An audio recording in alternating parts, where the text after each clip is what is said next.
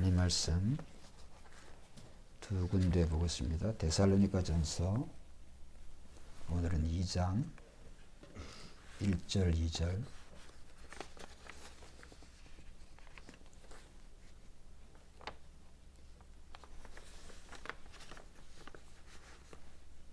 2장 1절 2절 우리 같이 보겠습니다.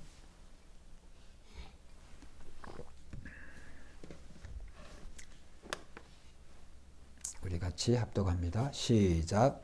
형제들아, 우리가 너희 가운데 들어간 것이 헛되지 않은 줄을 너희가 친히 아나니, 너희가 아는 바와 같이 우리가 먼저 빌립보에서 고난과 능력을 당하였으나 우리 하나님을 힘입어 싸움 중에 하나님의 복음을 너에게 전하였노라.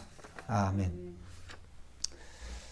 이 내용을 우리가 이해하기 위해서 우리가 사도행전 17장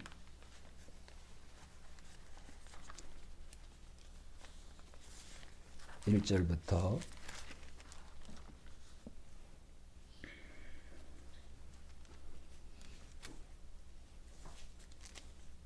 17장 1절부터 10절까지 보겠습니다. 데살로니가 교회가 어떻게 세워졌는지 그게 잘 나오고 있습니다. 사도행전 17장 1절로 10절까지 교독하겠습니다. 그들이 암비볼리와 아볼로니아로 다녀가 데살로니가에 이르러 거기 유대인의 회당이 있는지라.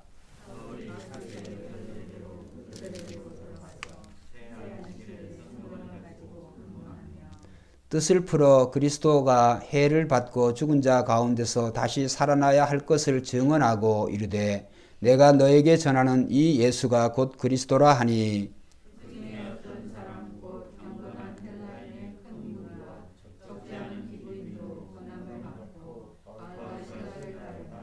그러나 유대인들은 시기하여 저자의 시장이죠. 저자의 어떤 불량한 사람들을 데리고 때를 지어 성을 소동하게 하여 야손의 집에 침입하여 그들을 백성에게 끌어내려고 찾았으나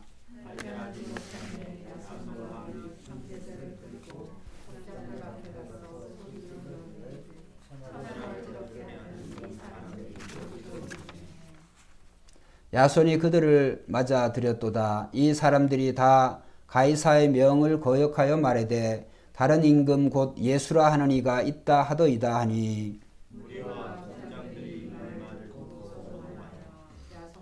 야손과 그 나머지 사람들에게 보석금을 받고 놓아주니라. 밤에 형제들이 곧 바울과 실라를 베레아로 보내어 그들이 이르러 유대인의 회당에 들어가니라. 아멘. 우리가 이 데살로니가 이 전서 이제 1장 또 2장 오늘 2장에 대한 이 말씀을 하기 위해서 또 데살로니가 교회가 어떻게 세워졌는지를 우리가 이해해야 될 필요가 있기 때문에 오늘 데살로니가 사도행전 17장의 이 말씀을 통하여서 우리가 데살로니가 교회가 어떻게 세워졌는지 우리가 대강 이해하게 되었습니다. 우리가 1장에 대한 말씀에서 이 데살로니가 교회에 대한 그러한 설교를 여러 차례 드리면서 참 이 데살로니가 교회는 여러 교회 중에서도 참 이 사도 바울에게 위로가 되어지고 또 칭찬이 되어지는 그런 교회였다. 그래서 이 1장의 내용 전체가 다 이 데살로니가에 대한 그런 교회에 대한 그런 찬양 감사와 또 바울의 그런 칭찬이 잘 기록이 되어 있습니다. 그래서 데살로니가에는 어느 교회들보다도 믿음의 역사, 사랑의 수고, 그 다음에 소망의 인내가 넘치는 그런 교회였다. 그리고 다른 지역에서도 이 데살로니가 교회 놀라운 그러한 믿음의 소식들이 그 데살로니가 인근뿐만이 아니라 다른 각처에도 그 믿음의 소문들이 퍼져나가는 참 아름다운 그런 교회였다라고 1장에서 증거하고 있습니다. 그런데 이제 2장으로 넘어오게 되면은 사도 바울이 이제 2장의 내용은 데살로니가 교회를 어떻게 데살로니가 교회가 세워졌는지 거기에 대한 회상의 그런 내용이 이제 2장과 3장에 나와 있습니다. 2장과 3장. 갑자기 이제 시점이 1장에서는 데살로니가 교회에게 데살로니가 교회 여러 편지들에 대해서 편지를 보내면서 그 데살로니가 교회에 대한 그런 칭찬과 감사에 대한 그런 내용을 하면서 2장에서 갑자기 이 사도 바울이 왜 데살로니가 교회에 데살로니가 지방에 가게 되었고 거기서 전도를 했는지에 대한 그런 내용이 이제 2장과 3장에 잘 기록이 되어 있습니다. 그 기록된 이유는 뭐냐 하면 사실은 이 데살로니가 교회에 우리가 사도행전 17장 1절에서 9절까지만 읽으면 이제 스무스하게 사도 바울이 데살로니가에서 다른 지방으로 넘어간 것 같은데 이제 사도행전 17장에 우리가 읽어본 것 같이 이 데살로니가 교회에서 3주 정도의 사도 바울이 그 유대인의 회당을 중심으로 해서 복음을 증거한 결과 거기에 많은 그런 헬라 사람들 그리고 또 높은 직책의 그런 귀부인들이 예수를 믿게 되는 그런 놀라운 역사가 있게 되어졌습니다. 이와 또 대조적으로 또 이 데살로니가까지 이제 사도 바울의 그 전도를 싫어하고 극력적으로 반대하는 그런 유대인들이 그러니까 동족들의 위험이죠. 유대인들이 쫓아와 가지고 굉장히 이 사도 바울의 그 전도팀을 방해를 했습니다. 그래서 특별히 아마도 이 데살로니가 교회가 그 교회 중심이 야손이라고 하는 그런 사람이 중심이 되어졌다. 이렇게 학자들은 보고 있습니다만 그 야손을 중심으로 해서 이 유대인들이 대대적으로 이제 야손을 잡아가고 그 일행들을 잡아서 또 이렇게 고소 고발을 있고 그 다음에 야손뿐만이 아니라 이 사도 바울의 전도팀을 어떻게 하든지 이 잡아서 이제 감옥에 가두고 어떻게 더 복음을 증거하지 못하도록 하려고 하는 그런 이제 대대적인 핍박을 받게 되어졌습니다. 근데 사실은 하나님의 복음은 빛이고 생명이기 때문에 이 빛이 들어가는 곳에는 반드시 어둠의 반작용이 있습니다. 생명이 있는 곳은 그 생명에 반하는 이 악의 그러한 생명의 이 사탄의 역사가 있기 때문에 그래서 이 데살로니가 이전에도 바로 전에 사도 바울이 어디에서 왔느냐 하면 빌립보 그러니까 사도행전 16장에서 이제 읽어보면은 그 사도 바울이 그 빌립보 그 전도를 통하여서 그 빌립보 교회도 세워지게 되지만 결국은 이 바울과 실라를 중심으로 해서 감옥에 가두어지게 되고 또 매를 맞게 되고 그 다음에 또 그 빌립보 간수에게 복음을 전하는 그러한 일들이 이제 사도행전 16장에 잘 드러나 있습니다.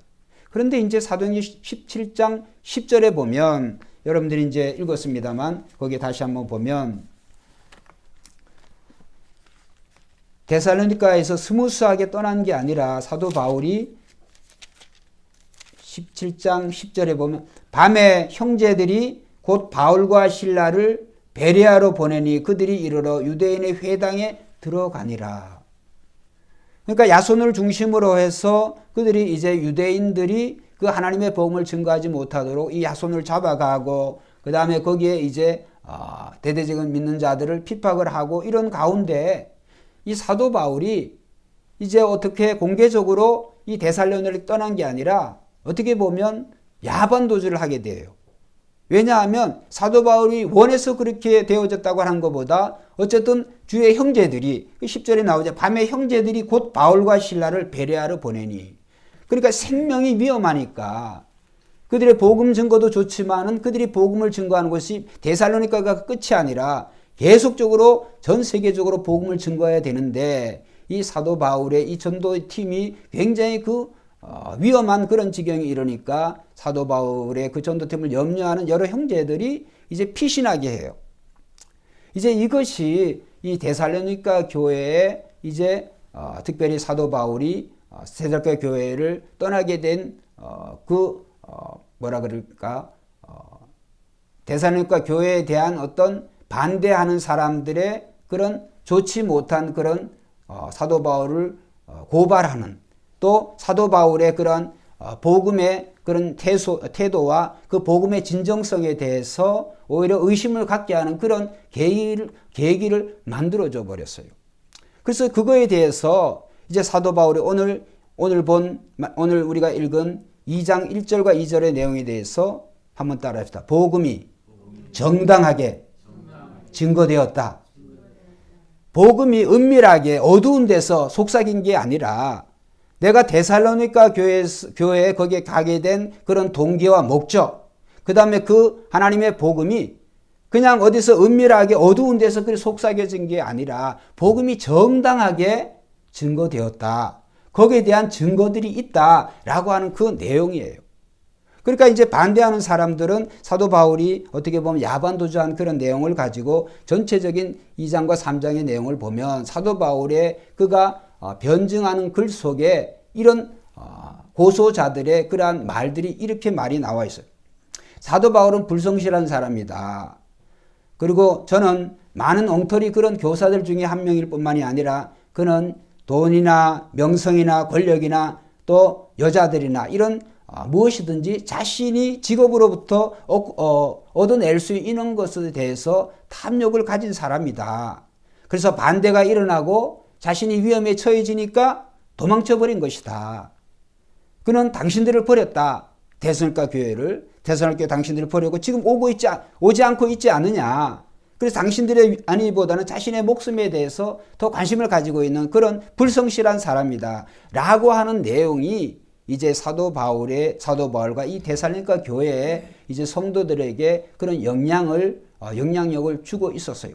그래서 그 내용에 대해서 사도 바울은 너무너무나 마음이 아프죠. 그게 아닌데, 그게 아니라고 하는 그 복음이 정당하게, 그 다음에 자기가 복음을 증거하는 자기 자신이 거기에 대해 사심이 없이 정당하게, 당당하게 복음을 증거했다라고 하는 그 내용에 대해서 이제 2장과 3장에 사도 바울이 그의 마음에 있는 그대로 솔직한 그의 마음의 그 변증을, 복음에 대한 그 변증을 이제 하고 있는 내용이 이 데살로니가전서 2장과 3장의 그런 내용이다. 이렇게 우리가 생각을 하면 되겠습니다. 자, 그래서 오늘 먼저 사도 바울이 이 데살로니가 교회의 그 지역에 복음을 전파한 것이 정당 그 두 가지 이유가 뭐냐. 첫째로 사도 바울이 증거한 사도 바울의 그 복음 전파가 정당했다고 하는 증거는 좀 전에 말씀대로 하나님의 복음을 사도 바울이 어디 은밀한 데에서 그렇게 한 것이 아니라 공개적으로 그 다음에 두려움 없이 그렇게 전했다. 그 내용이 어디 있느냐 하면 2장 1절에 보면 형제들아, 데살로니가서 2장 1절, 형제들아 우리가 너희 가운데 들어간 것이 헛되지 않은 줄을 너희가 친히 아느니.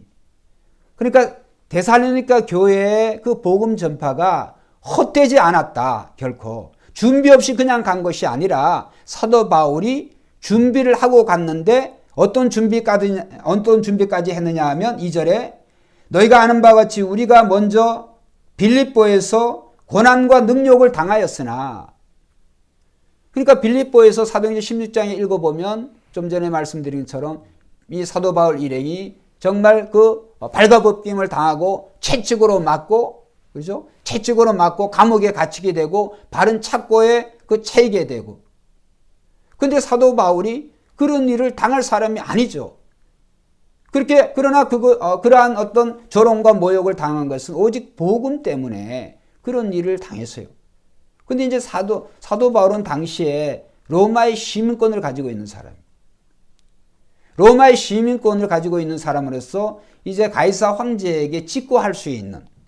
그러니까 사도 바울은 애매하게 그러한 빌립보의 복음을 증거하면서 받은 고난에 대해서 자기가 벗어날 수 있는 방법이 있었지만 그렇게 하지 않았어요. 내가 황제에게 상수하노라. 황제에게 내가 상수하노라 그러면은 손을 대지를 못해요. 당시에 사도 바울이 가지고 있었던 로마의 시민권이 다른 사람들 다 가지고 있는 그런 정도가 아니라 굉장히 로마의 시민권을 가진 사람들이 드물었어요. 그 대단한 그러한 특권을 가진 사도 바울인데 이 빌립보에서 복음을 전하기 위해서 그는 고난까지도 그가 받았다. 그래서 그 내용을 얘기하는 거예요. 그래서 내가 빌립보에서도 이렇게 고난을 받고 또 너희가 아는 바와 같이 데살로니가 교회 이 데살로니가 복음을 증거할 때 3주 동안 복음을 증거할 때 유대인들로부터 또 같은 고난을 받지 않았느냐.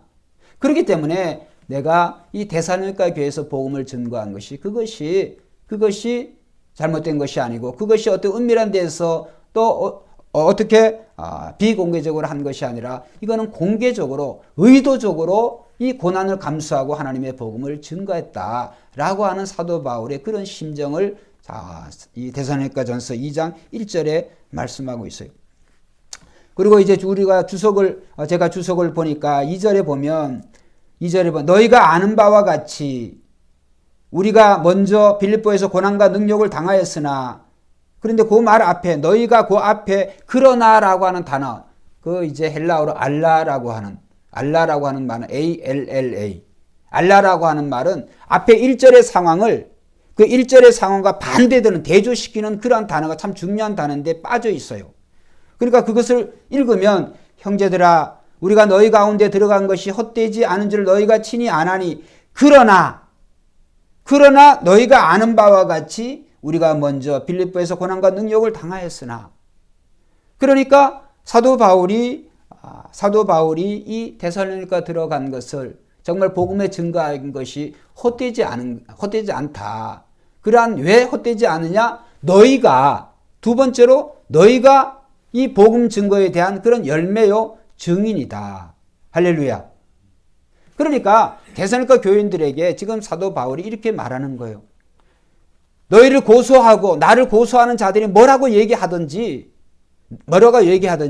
내가 이 데살로니가 들어간 것은 빌립보에서도 애매히 그런 핍박을 당하고 감옥에 갇히기도 했지만, 그러나 이 데살로니가에도 그러한 핍박과 환난이 있는데도 불구하고 내가 복음을 전했다라고 하는 그 내용이에요. 복음을 전했고 그 다음에 이 일에 대해서 너희가 나의 증인이다. 너희가 알거니와. 그래서 이제 사도 바울이 2장 1절에서 12절까지 보면 너희가 이 일을 안 하니 너희가 안다라고 하는 말을 5번이나 해요. 사도 바울이. 그러니까 사도 바울이 이 하나님의 귀한 복음을 증거하면서 이 복음이 그냥 은밀한 데에서 또 비공개적으로 이렇게 되어진 것이 아니라 데살로니가 교회에 있는 그 성도들이 너희가 이 복음 증거가 내가 어떻게 했다고 하는 것에 대한 증인이다. 그 다음에 두 번째로 한번 따라합시다. 하나님이 우리의 증인이다. 하나님이 또 나의 증인이다. 5절, 우리가 5절 한번 읽어봅시다. 읽지는 않았지만 데살로니가전 2장 5절 시작.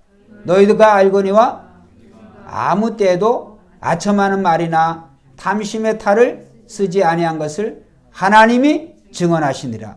또 10절에 보면 시작. 또한 우리가 너희 믿는 자들을 향하여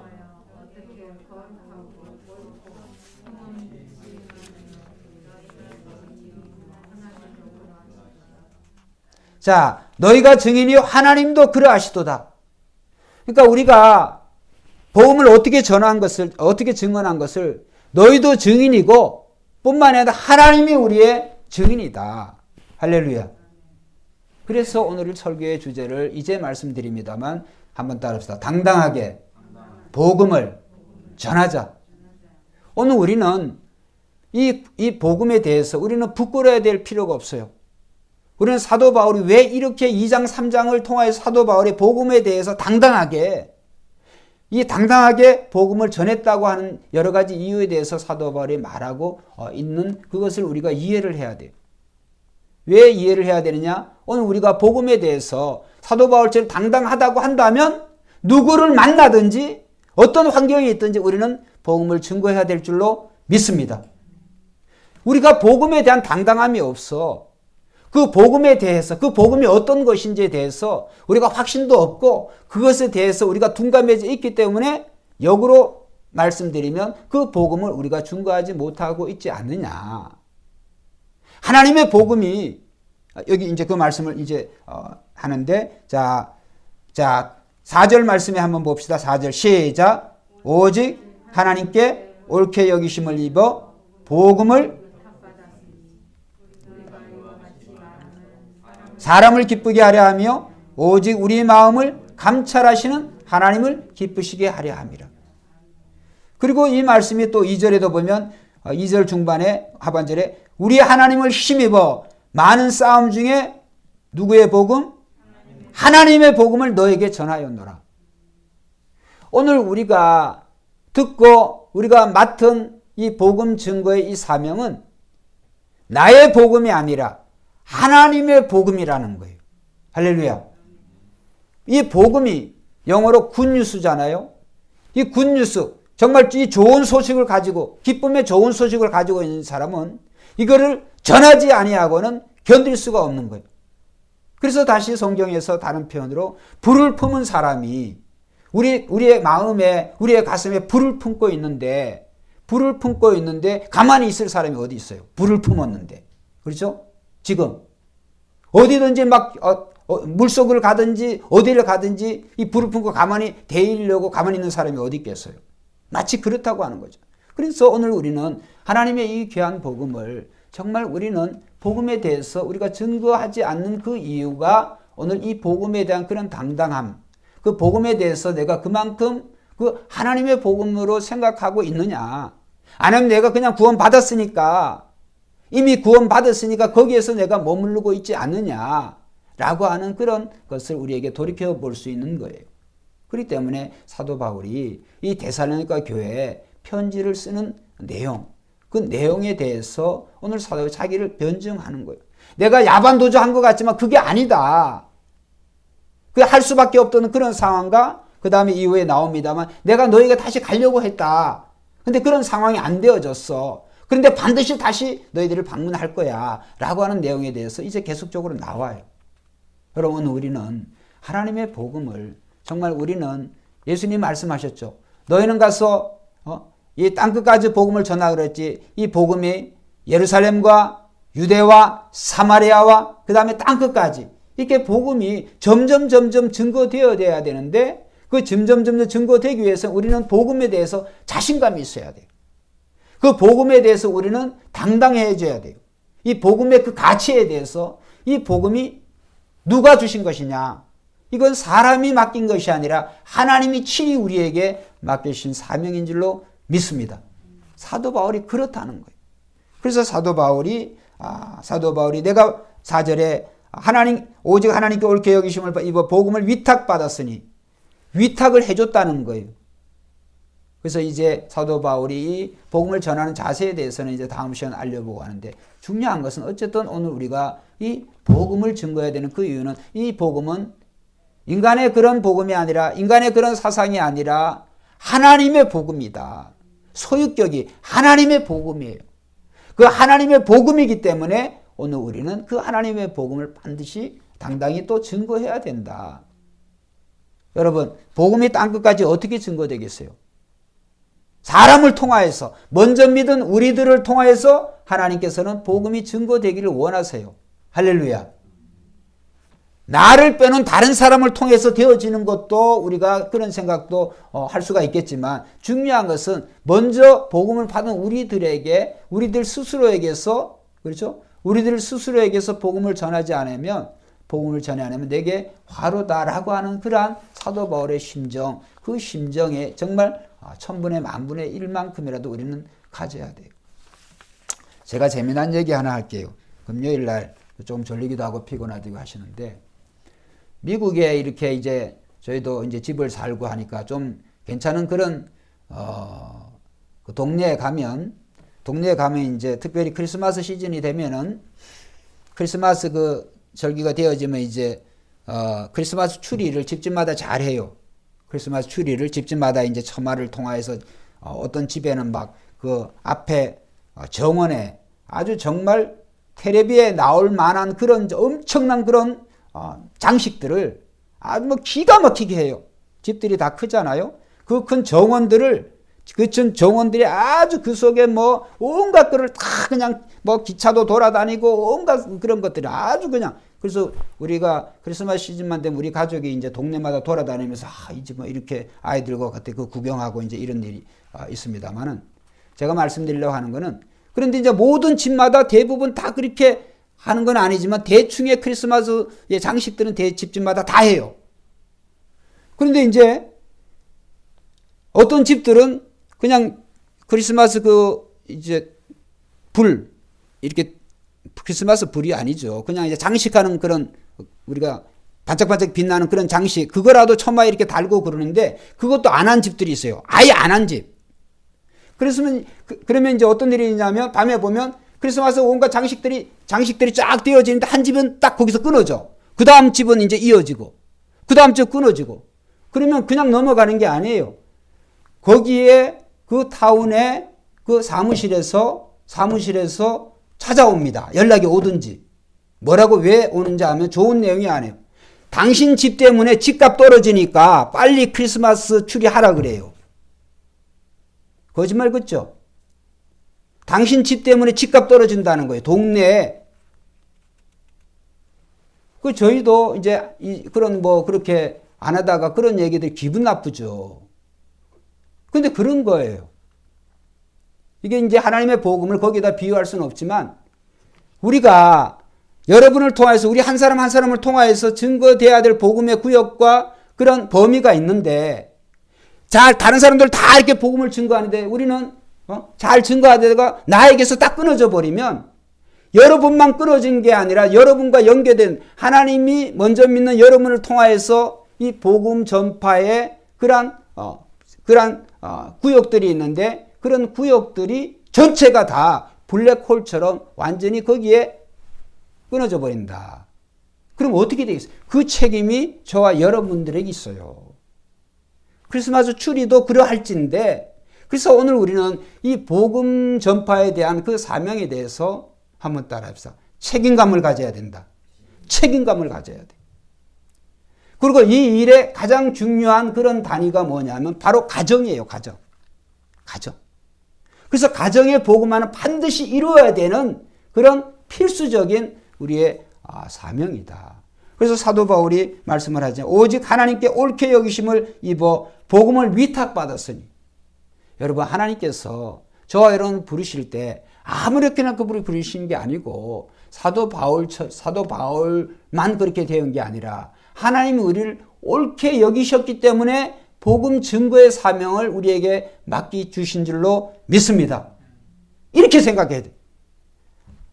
여러분이 뭔데, 저가 뭔데 하나님께서 나를 옳다고 인정하셔가지고 복음을 증거할 수 있는 그런 자격이 된다고 생각을 하시고 옳게 여기셔가지고 복음 전하는 그런 합당한 자로 저를 인정하셔서 하나님의 복음을 위탁해줬다.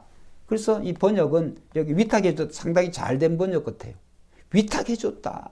이건 위탁해줬다고 하는 것은 맡겨줬다는 거예요.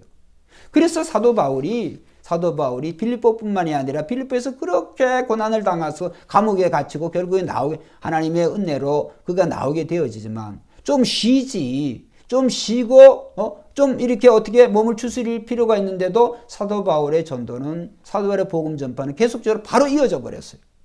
빌립보에서 바로 데살로니가에 넘어와 가지고 쉬지도 아니하고 정말 그렇게 매맞고 감옥에 갇히고 그렇게 여러 가지 고난의 흔적이 있음에도 불구하고 사도 바울은 그 데살로니가에서 그 3주간 복음을 전했다. 거기서도 이렇게 좋은 대접을 받는 것이 아니라 복음의 결실은 많았지만 반대 급부적으로 그 대대적인 그런 핍박을 통해서 사도 바울이 그렇게 밤중에 어떻게 보면 도망 나올 수밖에 없는 그런 상황 속에 있었다. 거기에 대해서 이 데살로니가 교인들에게 다시 알리는 거예요. 내가 그냥 아무렇게나 야반도주 한 게 아니다 라고 하는 그 내용에 대해서 이 복음의 진정성에 대해서 사도 바울이 오늘 2장 1절과 2절에서 그렇게 말씀하고 있는 거예요.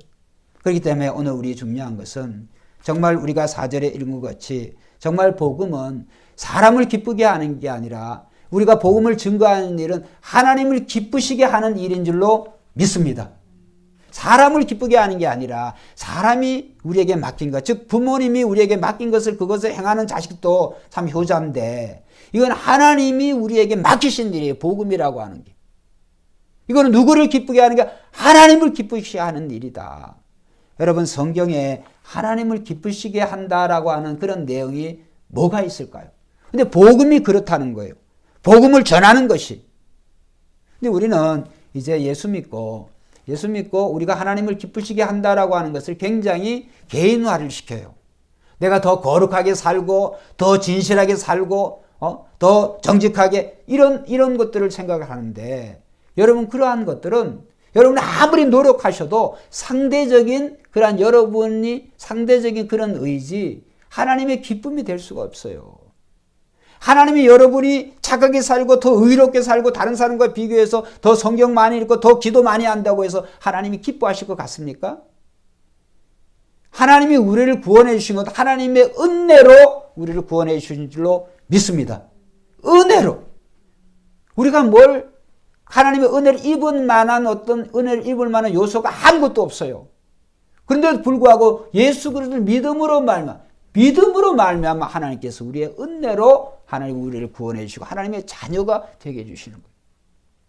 그래서 우리가 더 의롭게 사고 거룩하게 진실하게 살고 그건 우리 자신에게 좋지만 그러나 하나님이 가장 기뻐하시는 건 뭐냐 하면 영혼 구원이다.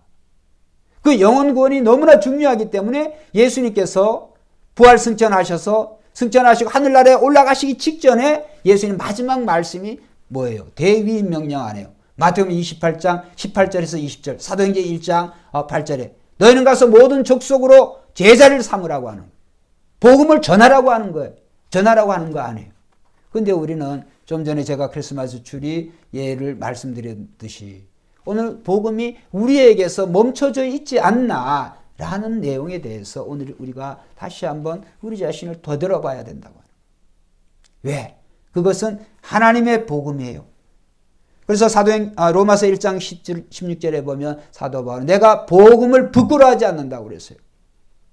역으로 오늘 우리가 복음을 증거하지 않는 것은 복음을 부끄러워하고 있다라고 하는 것으로 생각해도 무방한 거죠. 그래서 우리는 늘 우리가 복음을 먼저 받았으면 받은 자의 이 책임이 증거해야 된다. 복음은 내가 간직하라고 준 것이 아니라 간직하라고 복음이 들려진 게 아니라 이 복음을 통신위성과 같이 우리는 다른 사람들에게 반드시 알려야 될 그 책임이 오늘 우리에게 하나님이 주셨다. 그래서 본문에서 본문 2장 4절에 하나님이 그것을 우리에게 위탁을 했다. 하나님의 복음이기 때문에 여러분의 것을 가지고 마음대로 하는 거야. 아마 누가 뭐라 그러겠습니까? 그러나 하나님의 것을 가지고 자기 마음대로 한다고 한다면 하나님은 거기에 대해서 반드시 책임을 물으셔요. 그렇기 때문에 오늘 우리는 하나님의 복음을 맡았으면 오늘 우리가 정말 그 복음을 증거할 때 하나님이 기뻐하신다고 하는 걸 여러분 꼭 생각하세요. 다시 한번 말씀드립니다.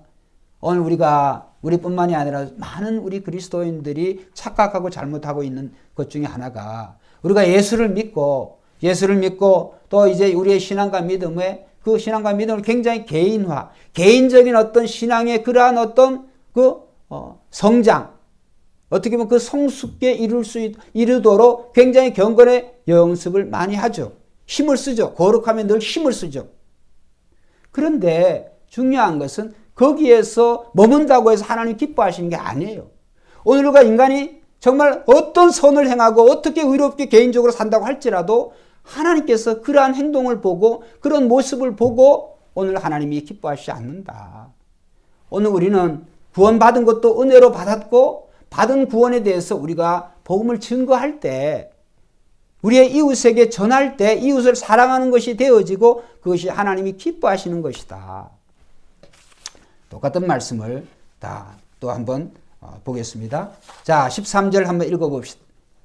자, 13절 시작. 이러므로 끊임없이 감사함은 너희가 하나님의 말씀을 받을 때 사람의 말로 받지 아니하고 하나님의 말씀으로 받음이니 진실로 그러하다. 이 말씀이 또한 너희 믿는 자 가운데서 역사한다. 여러분 오늘 우리가 증거하지 않는데 하나님의 복음을 증거하지 않는데 하나님의 말씀이 어떻게 역사를 합니까? 우리가 하나님의 말씀을 증거할 때 증거된 말씀을 통하여서 하나님은 역사를 일으키시는 줄로 믿습니다. 근데 그 복음을 내가 가지고 있어. 내가 증거하진 복음이 어떻게 역사를 합니까? 역사를 일으키는 그 말씀의 중개자로 우리를 삼은 거예요.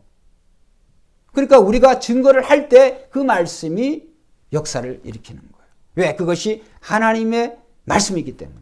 근데 그 하나님의 말씀을 우리가 그냥 가지고 있고 그것을 나의 경건의 유익으로 그 다음에 나의 거룩함의 성화에 이르도록 그것을 연습하고 거기에 대한 나의 신앙의 그런 덕을 위해서 유익을 위해서만 멈춘다고 한다면 그것은 정말로 올바른 그러한 믿음이 아니다. 여러분 믿음의 선조들 한번 보세요.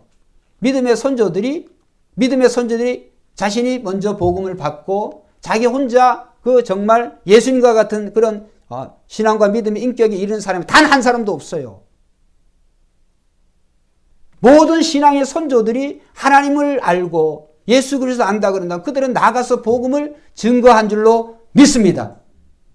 노아도 그랬고 아브라함도 이삭도 야곱도 모든 사람들이 하나님을 먼저 아는 사람들은 절대로 그것을 자기 신앙의 유익으로만 사용하지 않았다. 그는 그 복음을 너무나 편협한 거예요. 그래서 우리는 오늘 우리가 우리의 신앙과 믿음을 나에게서 끝나는 것으로, 나에게서 멈추는 것으로 누가 뭐라든지 나는 이렇게 살겠다. 그건 굉장히 교만한 거예요. 우리는. 그러한 모습을 우리 스스로가 스스로 자유할 수 있을지는 모르지만 그러한 모습을 하나님이 원하시는 그런 경건은 한번 따라합시다. 예수님 한 분밖에, 따라해보세요. 예수님 한 분밖에 없다. 예수님 한 분밖에 하나님의 눈앞에, 하나님의 마음에 있는 자가 없어요. 우리 어떻게 산다고 할지라도, 어떻게 거룩한 그런 삶을 산다고 할지 예수님처럼 될 수가 없어. 중요한 것은 우리가 예수님 안에 있는 게 중요해요. 예수님 안에 있다고는 예수 그리스도를 믿음으로 우리가 예수님 안에 있는 것이지, 오늘 우리가 어떻게 선하고 어떻게 착하고 어떻게 진실하게 산다고 할지라도 그것이 하나님의 기뻐하시는 기쁨의 그런 자격은 안 되어진다는 거예요. 그렇기 때문에 오늘 우리는 세례요한이 그래서 정말로 예수님이 칭찬하셨잖아요. 여자가 낳은 자 중에 가장 큰 자다. 근데 세례요한이 뭐라고 증거를 했어요? 예수님 앞에서 예수님은 잘 드셔야 되고 예수님 흥하셔야 되고 나는 망해야 됩니다.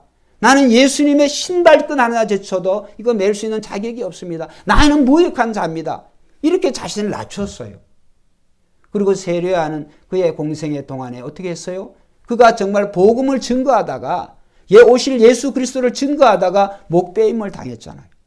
그렇기 때문에 오늘 우리가 이 복음의 이 개인화, 이 하나님의 오늘 이 믿음의 개인화, 그 신앙의 건덕을 위해서는 좋지만은 그러나 바른 신앙은 증거하는 신앙인 줄로 믿습니다. 바른 믿음은 증거하는 거예요. 우리가 복음을 증거할 때 다른 이웃에게 또 우리의 일가친척 권속들이 그 복음을 하나님 말씀 증거할 때 그것이 하나님이 기뻐하시는 일이다. 그게 오늘 사도 바울이 증거하고 있는 그런 내용이잖아요. 그래서 이 말씀을 우리가 꼭 생각하면서 오늘 정말 2절에 이 복음은 하나님의 복음이다. 그 다음에 4절은 이 복음을 하나님께로 위탁받은 것이다. 나의 것이 아니라 하나님의 것을 우리는 위탁받았다. 그것이 이제 이 직분자들이 우리가 잘 이해하고 있어야 될 그러한 내용이죠. 그 다음에 결론적으로 사도 바울이 데살로니가 방문의 그 두 번째 정당하다고 하는 증거는 뭐냐 하면 사도 바울이 당한 고난이에요. 사도 바울이 당한 고난이 데살로니가 교회의 복음을 정당하게 증거했다고 하는 그 증거라고 하는 거예요. 여러분, 가짜를 가지고 누가 고난을 받습니까? 그죠? 어느 누구든지 그걸 진실이라고 믿으면, 그게 진실이고 정의라고 믿으면, 참이라고 믿으면 누가 뭐라고 하든지 간에 거기에 대해서 당당해요. 당당하게 증거를 합니다. 누가 뭐라고 하든지. 가짜를 가지고 당당할 수가 없어요. 그 사도 바울은 거기에 대해서 이것이 하나님으로부터 자기가 받은 복음이기 때문에 고난이 가는 곳마다 사도 바울은 고난이 있었지만 고난을 감수하고서라도 하나님의 복음을 증거한 줄로 믿습니다. 그래서 사도 바울은 자기가 고난 받았다고 하는 것이, 그러니까 데살로니가 교회에서 그런 내가 고난을 받고 핍박을 받았다고 하는 것이 이 데살로니가 교회 복음을 정당하게 증거했다라고 하는 증거로 사도 바울이 제시하고 있는 거예요.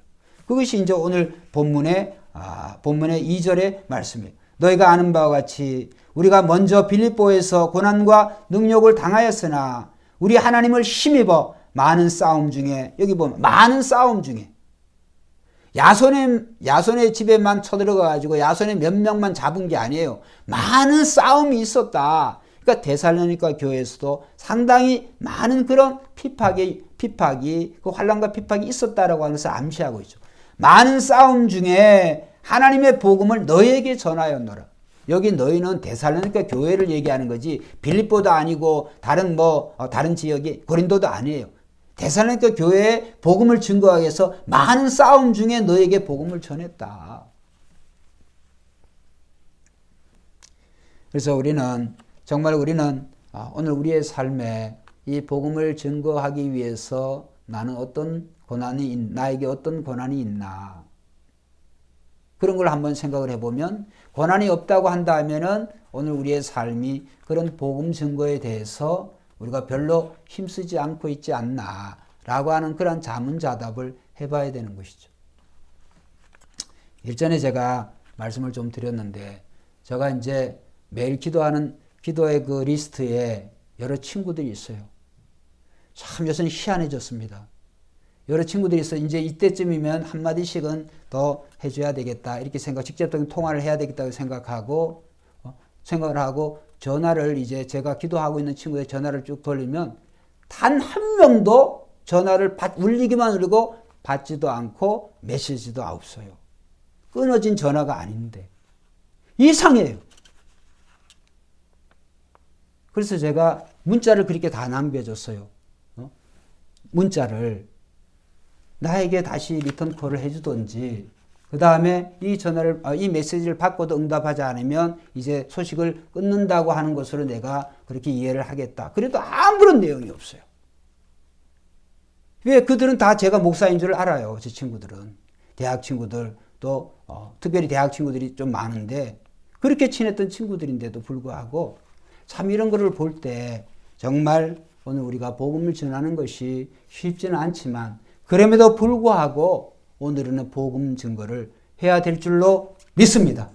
그래서 우리는 누가 뭐라고 하든지 간에 하나님의 복음을 정말 그게 어리석다고 할 정도로 무식하다고 할 정도로 우리가 복음을 전해야 그러한 모습이 하나님이 기쁨이 되어지는 거예요. 하나님이 기뻐하시는 거예요. 여러분 오늘 이 말씀을 잘 기억하셔서 오늘 이 사도 바울이 1절 2절에 그러한 내용이지만은 이 데살로니가 교회에 여러 가지로 이 사도 바울이 갑자기 떠난 것에 대해서 이 사도 바울에 대한 개인적으로도 그렇고 그 복음의 진정성에 대해서 그를 고소하는 자들이 이제 이런 여러 가지 데살로니가 교인들에게 영향을 미쳤지만은 그러나 사도 바울은 그가 전한 복음이 그렇게 정당하게 또 공개적으로 그가 증거했고 그 다음에 그것에 대한 증인과 열매들이 바로 데살로니가 교인과 하나님이었다. 그러니까 사도 바울은 언제든지 하나님 중심이었어요. 그래서 자기는 사람 앞에서 하나님 앞에서 즉 호람데오의 정신으로 사도 바울이 삶을 살아가고 있다. 살아갔다라고 하는 그런 내용에서 이 바울 서신에 쭉 잘 나와 있습니다. 오늘도 이 말씀을 저희들이 이해를 하면서 오늘 우리가 정말 내가 받은 그 복음이 내가 받은 그 구원이 나에게서 끝나버리는 것이 아니지 않느냐. 그 다음에 우리는 좀 더 생각을 해보면 이제 믿지 않는 자에게 복음을 전하는 것도 가장 중요한 그런 책임이지만 두 번째로 복음을 우리가 전했지만은 그러나 그 믿음이 자라나고 있지 않는 자들에 대해서도 우리는 계속적으로 살펴야 될 또 우리가 섬겨야 될 그런 책임까지도 우리에게 있어요. 자, 그래서 사도 바울의 전도를 보면 1차, 2차, 3차 1차, 2차, 3차 전도를 마치고 사도 바울이 결국 순교를 당하게 되는데 사실은 1차, 2차, 3차가 대부분 사도 바울이 이미 방문했던 걸 또 방문하고 또 방문하는 거예요. 재차로 계속적으로 사도 바울이 전도가 그래요.